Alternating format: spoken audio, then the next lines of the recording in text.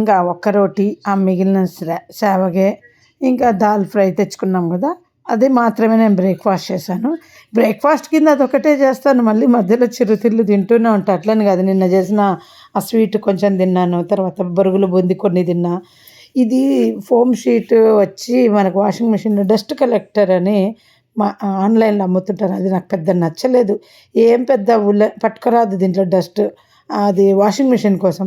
So దానిపైన ఉన్న foam పడేసి ఇది ఇలా స్ట్రైనర్గా, మాకు ఎప్పుడు పాలు విరిగిపోతుంటాయి, సో అని ఇలా బయట పెట్టుకున్నానండి. ఏదైనా పడేసేటప్పుడు పార్ట్లు పార్ట్లు పీకుతాను, మీకు తెలుసు కదా, రెగ్యులర్గా చూసే వాళ్ళకు బాగా యూజ్ అవుతుంది.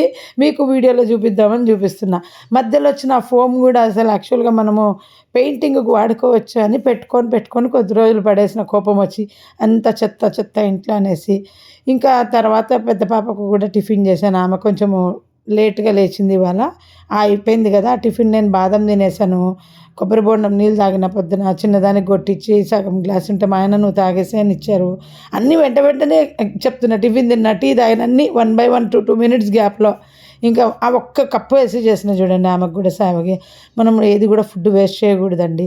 ఇంకా అందరూ ఒకేసారి వెళ్తే అంతా ఒకేసారి చేయొచ్చు, కానీ ఒక్కొక్కరు ఒక్కో టైం వెళ్తారు కనుక నేనంతా హడావిడిగా వెళ్ళను.